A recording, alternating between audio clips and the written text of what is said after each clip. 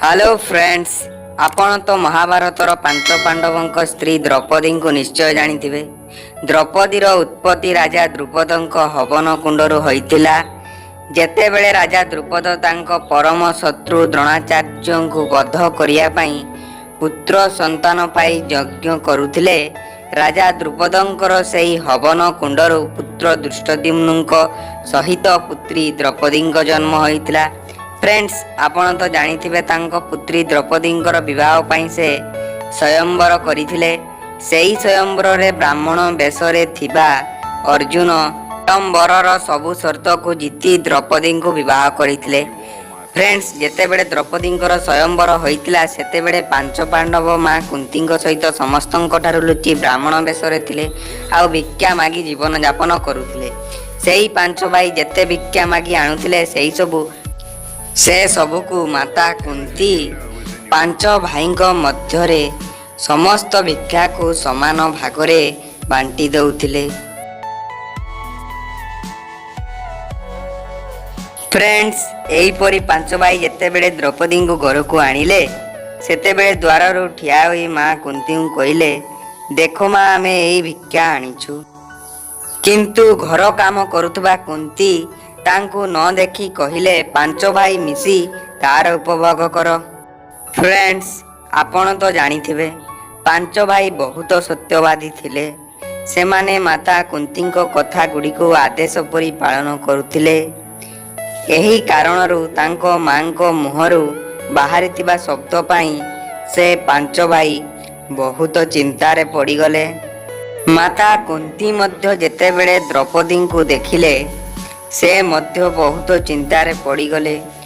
ओह, मु कौन शब्द कहीदेली। तापरे माता कुंती धर्मराज युधिष्ठिर को कहिले, एपरी रास्ता बाहर कर जेउथिरे द्रौपदीर कोनोसी अनर्थ हेबो नाही एवं मो कथा मध्य मिथ्या हेबो नाही। सेतेबेले केही मध्य यार उत्तर पाई पारिले नाही। सेतेबेले राजा द्रुपद मध्य चिंतारे पड़ी गले। एहा परे से तांको सभारे थिबा भगवान श्रीकृष्ण एवं व्यासदेव को कहिले, कौनसी स्त्री लोकर पांच पति या भाभी मध्य हेबो नाही।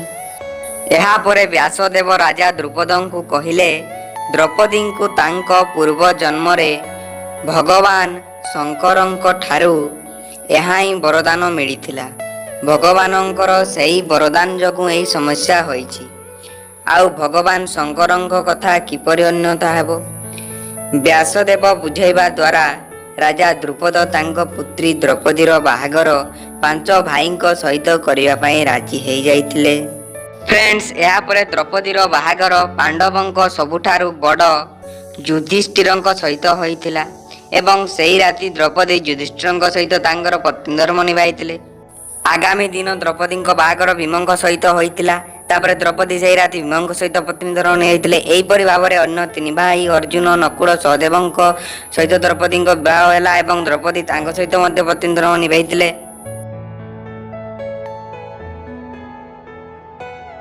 फ्रेंड्स, एठारे आपण चिंता करुथिबे द्रौपदी जनक सहित पत्नी धर्म निभाई पुणी अन्य मानसଙ୍କ सहित किपरि पत्नी धर्म निभाइथिले।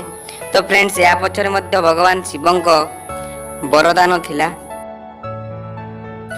भगवान शिव जेतेबेले पांच पति वरदान द्रौपदी को देइथिले सेतेबेले ही भगवान शिव द्रौपदी को यह मध्य वरदान देइथिले जे से प्रतिदिन कन्या भाव को प्राप्त होई जिवे।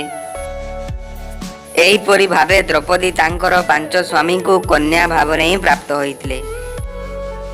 किंतु संतान प्राप्त पाई भगवान श्रीकृष्ण एपरि बाट रखिले कि द्रौपदी प्रतिवर्ष जणे पांडवक सहित ही समय बितेइबे।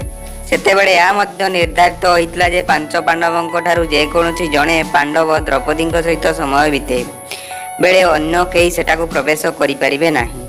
तो फ्रेंड्स, आमर ए वीडियोटी केमिति लागिला कमेंट करि जणांतु एवं ए वीडियोटी को लाइक शेयर करंतु एवं वीडियोटी तळे थिबा लाल बटन टी को दबाई साइड रे बेल आइकन टी को दबाई आम चैनल टी को सब्सक्राइब करनियंतु। इस वीडियो को अपने दोस्तों के साथ जरूर शेयर कीजिएगा और इस वीडियो में कमेंट करके हमें लाजमी तौर पर बताइएगा कि आने वाले वक्त में आप किस तरह की वीडियोस देखना पसंद करते हैं। और अगर आपने अभी तक हमारा चैनल सब्सक्राइब नहीं किया तो फौरन सब्सक्राइब कीजिए, साथ ही बेल आइकॉन पर क्लिक करें ताकि मजीद आने वाली वीडियो जहां वक्तन फवक्तन आपके लिए इस चैनल पर अपलोड करते हैं वो आपको वक्त पर मिलती रहे और आप उनसे मुस्तफीद होते रहें। अगली वीडियो तक हमें दीजिए इजाजत, अपना ख्याल रखिएगा। अल्लाह हाफिज।